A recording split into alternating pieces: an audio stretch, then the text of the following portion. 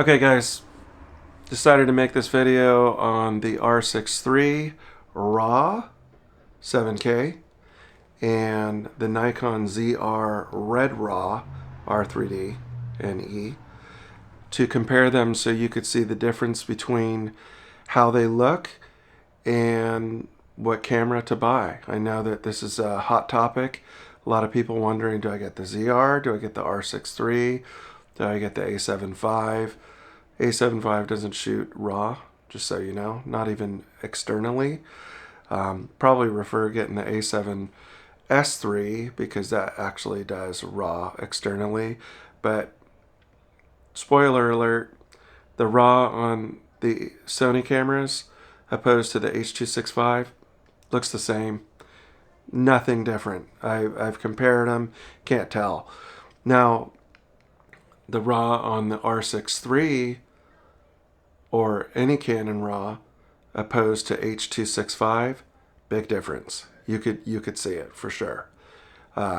So anyway, before I get to the tests, what I do want to say, because I get this a lot on my channel, is what camera should I pick out of these two? It doesn't matter. You pick either or. They're both great. You'll be happy with either one of them. Now, I do think that the Canon is better on photography than the Nikon ZR, but maybe it has to do with the mechanical shutter. But it doesn't mean that this is a slouch. The ZR still takes amazing photos if you know what you're doing. So anyway, I'm going to show you first some examples of Red RAW as well as Canon RAW, just so you could see them before we get down to DaVinci Resolve, so you could see the difference between how they look side by side.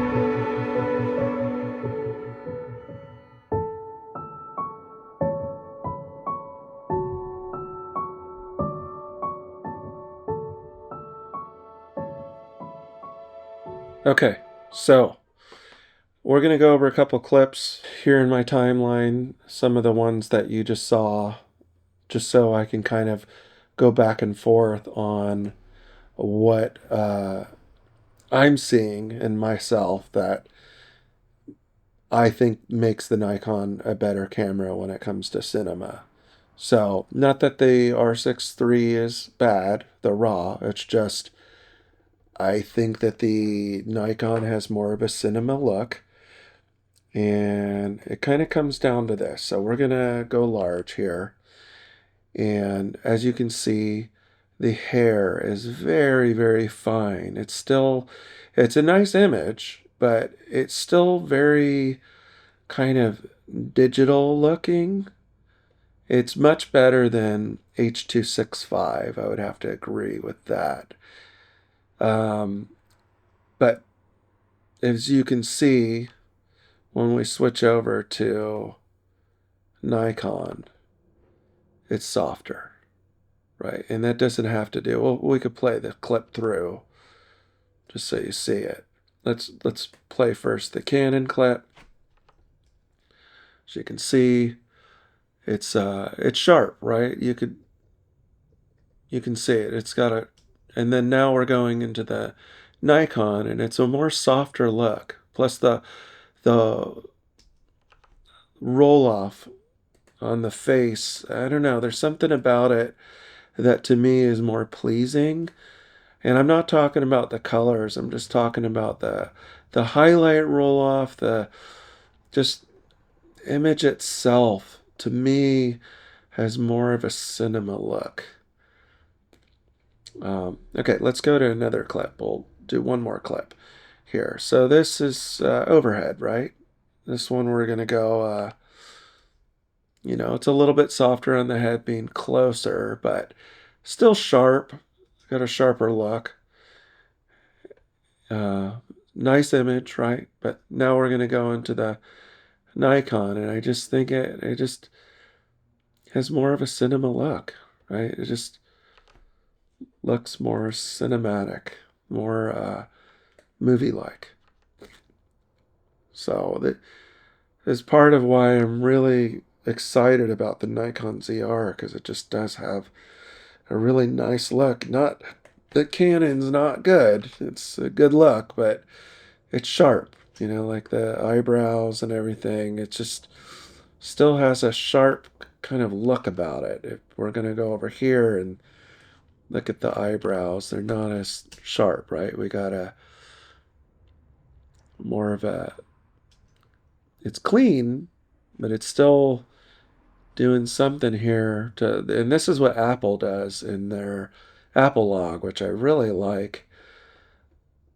But yeah, it just kind of does something to the hair. It makes it less digital, which I really like. Okay, so what I have to say is if you're looking for more of a cinema kind of movie look, you're going to get that out of the ZR. It just has it, as you could see from the examples, it just softens the hair. It looks less digital. Just something about it. It has more of a Hollywood look.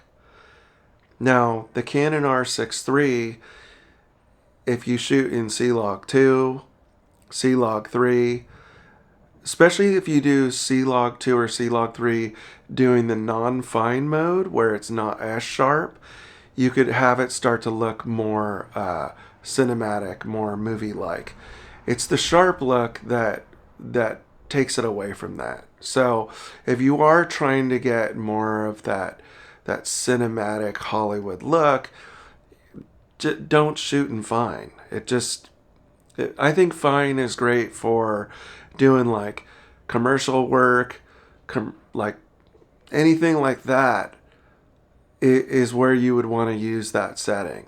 So the funny thing is, like the new A7 IV, everybody's like raving, oh, it's so sharp, and or they bag on the Nikon ZR, the whole like H.265's not too sharp, and I don't want that. Like, honestly, like that it's not as sharp. I'm not a big fan of the sharpness. It looks too digital.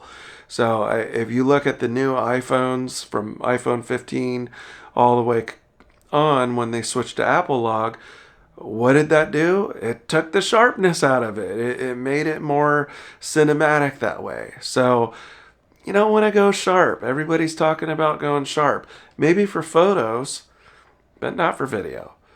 So hopefully this video has helped you make a decision on what you're after. But I would say out of these two cameras, which one would I buy? If I'm going for more of the cinematic Hollywood look and I'm more into video, I'm probably going to pick the Nikon ZR. I don't care the files are bigger. It's worth it. The image is beautiful.